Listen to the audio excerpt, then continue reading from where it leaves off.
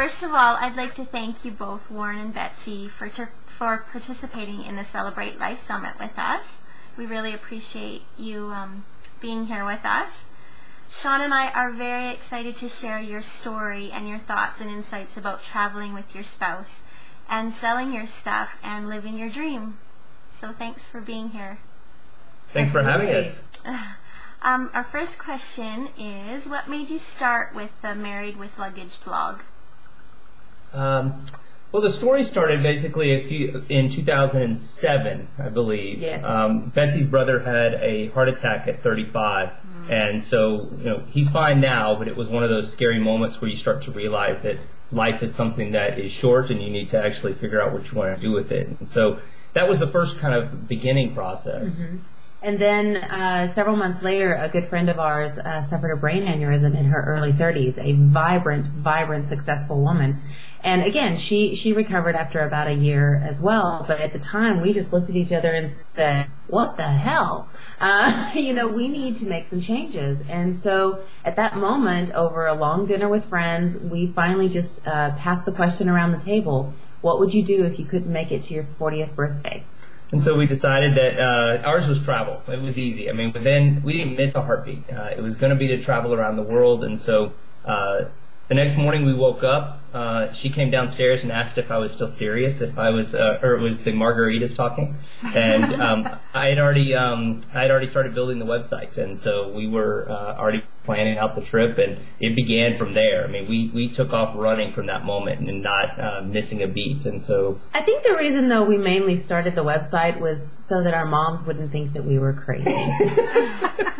Our mothers both live in towns away from where we used to live, and so we wanted to let them know what was going on, that we weren't just throwing everything out on the front lawn for people to come by and get and heading off to the airport. Yeah. There was more to share that, and so initially it was just to share our planning and the idea that we had made this big change in our lives that was so different from really anything else that we knew and anybody that we knew. The Celebrate Life Summit is about learning to live simply and deciding to let go of the stuff that we seem to be obsessed with, especially as North Americans. And you were able to get rid of your stuff and chase your dreams. You're living in Thailand at the moment. So tell us more about how you actually did this. How did you do it? It was a very methodical process, believe it or not. Running away from home is not as easy as you think. Yeah, it was a long process. We actually started off, that wasn't our original intention. It kind of snowballed into it. And so we began with the idea that we had to get rid of some things, obviously, in order to actually move. And we had to travel for 1 year. Right, to travel for 1 year. That was the original idea. And so we began just getting rid of a few things, and it actually felt really good. We actually enjoyed it. I call it the instant diet. If you can clean out a room, it makes you feel 10 pounds lighter. I mean, it's magic. So forget the gym, forget all that stuff. Just get rid of some things, and you'll feel thinner. Awesome. So we began the process, and we had been using Craigslist for many years before, because we had actually downsized once from a 3,000 square foot home to a 1,000 square foot home, and so we had gone through that process once. Now the idea was just, it was just another 1,000 square feet, so it seemed a lot easier. So we used a lot of techniques. I am a real big lover of things like Craigslist, and so we basically started selling things on there, and it snowballed, and it just, we got caught up, and it went from a 1-year trip to a 2-year trip, 2-year trip to a 5-year trip, and at that point we realized we just shouldn't keep the house, and so once we decided to sell the house, that kind of pushed everything on, and we realized that we could get rid of everything we owned. But I would say that realization doesn't come until after you get started. So, for instance, we couldn't have said day one, we're getting rid of everything. I mean, I just know us, 2 people approaching 40 with lots of stuff and careers and all that, we would have never done that. No. But when you get started on that path, you start seeing all of these possibilities in your mind, and things that you would have never considered before are all of a sudden possibilities because of the work that you've already done. So I think it sounds like a crazy idea maybe in retrospect, but at the beginning it was very logical. Oh, that's incredible. How were you able to get rid of your debt? Also, did you use any specific tools, and did you have any inspiration? As far as debt, we were actually in great shape. We had actually already paid off our debt 100% by the time that we began this process. We had, when we got married in 2004, it was 2004, by the way. He gets on to me because I always forget. We had debt at that point in time, and for us it was just it was nothing special. We didn't use any tools. We just we automatically took the money out directly from our bank account, from our paychecks, and it went to pay that day one. And it's actually the exact same technique we used to save all the money for the trip. Exactly. Is that we never saw the money. So if we didn't see it, it was fine. So we budgeted it, we allocated it, and we put as much as humanly possible towards our debt. And then we applied the exact same logic towards our savings once we got there. I think it all comes down to knowing what your goal is. If you feel like paying off your debt is just this drag and this, I can't believe I have to pay my credit card bill this month, can't they just, go away? When you start tying that into the life that you want to live and the dream that you want to have, and it all becomes this one big thing, I think it's a whole lot easier to get motivated about paying it down, because it's no longer this enemy. It's like, okay, this is one less thing I need to take care of so that I can go do that. And once you get that in your head, paying off your debt is, it's not, I'm not going to lie, it's not fun, but it definitely can be something that is really important to you that you're not going to let slide. And as far as inspiration goes, so there are lots of people that inspire us every day, and we pretty much carried those people with us along the way. One of the big ones is probably Maria. Maria is the woman who had the brain aneurysm. She's not only did she recover, when she was still in the hospital, that was when we decided to do the trip. So it had been a month after that. Then a month later, she was blind, and we went on a trip with her. And we told her about our trip plans, and she's actually the one that came up with the idea for Married with Luggage. And since that day, she has actually written 2 books. She's restarted her business. She's come back. She started a short film. Yeah. Wow. Her vibrant recovery has just been, it's been the perfect accompaniment to our trip, because I feel like the further we get into our trip, the more we see her blossom and bloom. And it's an absolutely beautiful thing to watch. Yeah. That's amazing. Wow. So many people struggle with the idea of living with less. Many feel it means you miss out on stuff. What would you say to those kinds of people? You're wrong! I think when you feel like you have to have stuff, or you're going to miss out on things, you're missing the picture, because when you don't have stuff is when you don't have to miss out on things. There's this quote that people are always saying, if your dream job came along tomorrow, but it was in, your dream city far away, could you take that job? Could you take that job and be there next week?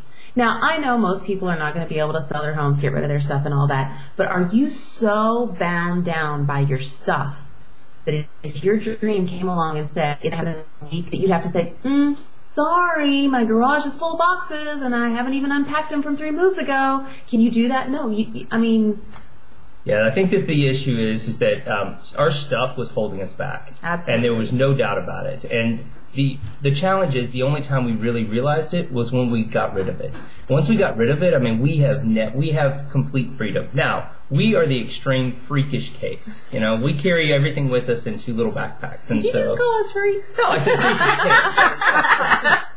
freakish. No. I think that, so for us, the idea is, as we got rid of things, we realized that we really were not bound to any of them. We had there was some emotional sentimentality that was to individual things, but that was really it. And those things are a little bit harder to get rid of, but frankly, we feel great. We now cherish our relationship, we cherish our friendships, and we cherish the time and the experiences that we have. Yes. And that's it. There's no emotional attachment to any physical thing in the world. It's funny that the question that we get the most often is, what do you miss the most from home? What is the thing that you miss the most from home? And it always surprises me when we get this question, because I can't think of anything. As a matter of fact, I can barely remember all those things that we owned that I thought I couldn't live without. And it always shocks me that people ask that question, and then I realize they're still stuck in that. And that's why they're thinking that. And I can't think of anything. And I think they think that we're lying. I do. They say, no, you don't have a favorite robe or a favorite this, or no. No. It's hard, because we've replaced it with experiences. So every morning I sit on the balcony. in Thailand and watch the sunrise. That's my morning, and that is, not a bad exchange for everything else that we owned. Yeah. So. Right. So that's great. Oh, wow. I want to move. Shauna and I are professional organizers, and we love getting rid of clutter. And we know that you've written your book, Getting Rid of It. Could you just tell us a bit about your book? Yeah, the Getting Rid of It book is really designed to give you two components, right, from our experience. The first is the emotional aspect. The emotions of getting rid of things were one of the most challenging aspects because we all put certain memories and ideas, and we believe that if we get rid of something, oh my goodness, that the memory goes with it. And this is his code for telling you all that I'm a pack rat, a recovering pack rat. She is on the road to recovery, so we're excited by that. And the second aspect, which is actually the part that I get the most excited about, frankly, is the practical application and ideas. I think for me, of course, it was more the emotional aspect of, how can I get rid of these things? They mean so much to me. Someone gave them to me. It represents this time in my life. If I get rid of this thing, then I'm getting rid of what I learned at that time or what it meant to me and those kinds of things. So I really had to push through that. And that's what the book is about. It also details some really fun ways that we got rid of our things. And I think people will be surprised at how much fun you can have. For instance, the reverse birthday party, where people came to the party and bought my things instead of buying me a gift. So, I mean, my most beloved things went away to the people that I love, my good friends, and it was a fantastic evening. So we do that, and then we actually we walk through every room in the house and tell you how to get rid of things, how to start the process itself in a very simple way, over an evening or a weekend, and give you that. And then, because I am a huge fan of Craigslist, we actually went through and wrote exactly how to use Craigslist effectively, which was how pretty much we got rid of virtually everything we owned, and earned well over $8,000 in the process, just through Craigslist alone by selling things. So it was great. Right, and it's not just the go here, fill out the ad, blah blah blah. It's the sort of psychological mumbo jumbo we use to sell our stuff. Right. Yeah. And so the book takes you through all of those processes, and it gives you a real good insight. And obviously, it's not for everyone because the idea is that not everyone wants to get rid of everything. So the book itself will actually help you if you just want to clean up and get rid of a little bit of clutter, or if you do want to go to the big step and sell the majority of your possessions, it can take you the gamut. Wow. You guys do so many interesting things. You have a few more things coming up. Right now I've subscribed to your Try Something New. Do you want to tell our viewers about what Try Something New is?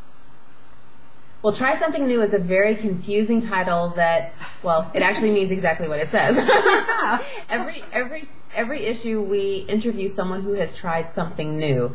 It's a way to encourage people to branch out in their lives and do new things and to start to think of experiences as more important than possessions. Yeah. Oh, go ahead. Yeah, we believe very strongly that in order to expand your mind, you need to venture into new things. Now, sometimes that is as simple as trying a different type of food and being comfortable with it. Sometimes that's jumping out of a plane. But the idea is that you need to get into it. You need to actually embrace the idea that new things in your life do not have to be scary. Or even if they are a little scary, overcoming that fear is a really good thing, and new things will come. And what I like the most about it is when we're interviewing these new people, we always come away with new lessons. For instance, one woman recently made her first short film at age 50. She had gone to college to become a director, and life had just gotten in the way. And so she was able to make this film, and she said things like, we think that we have to be a certain way, but we can hustle just like a 24-year-old. Why can't you do that at 50? And things, little lessons like that you learn from each person who's tried something new. I think their adventurous spirit and their enthusiasm for the project just overflows. So even if I personally am not interested in making a film, I had a great takeaway from that. So I think you learn not only from what they're doing, but from what it's doing for them as they're learning something new. Right. Do you guys have any other programs or information that you would like to share with everybody? I think the most exciting thing that we have is we have really been launching this movement, which is called Live the Good Life. And the idea behind Live the Good Life is that, whatever your dream is, whatever your desire in life, continuing to put it off and not address it is going to cause angst in your life, and you're going to cause regrets as you get older. So the idea is put in place the steps you need now to actually identify what it is you want and go out and live the good life itself. And I think the core message there is not that you have to go to Thailand to be happy. You can't. I can tell you that when we started going after our dream, I was happier than I had ever been before we even left. Going after your dream is magic, even before you get there. But we've identified over this time that there are really 5 categories that anyone can do, no matter what their dream is, to make their life ready to live that dream. And that is clarifying your mission, strengthening your mind, rallying your tribe, nurturing your spirit, and fortifying your body. So really, those 5 things, and that's what we talk about on the blog, on the website. Those are the products that we put out. The books that we put out are related to those ideas. Everything we do is about that. It's not about how to come to Thailand, although if you want to, we would love to see you. Yeah, we have lots of ideas we have for that. Although by that time, we may actually be in the next place. So, I don't know. Anywhere's got to be warmer than it is here right now. That is absolutely true, yeah. It's probably, where we're going is probably also warmer, sorry. That's okay. We'll live vicariously through you too. That's right. All right, yeah. In the spring, we'll live vicariously through you. So, Perfect.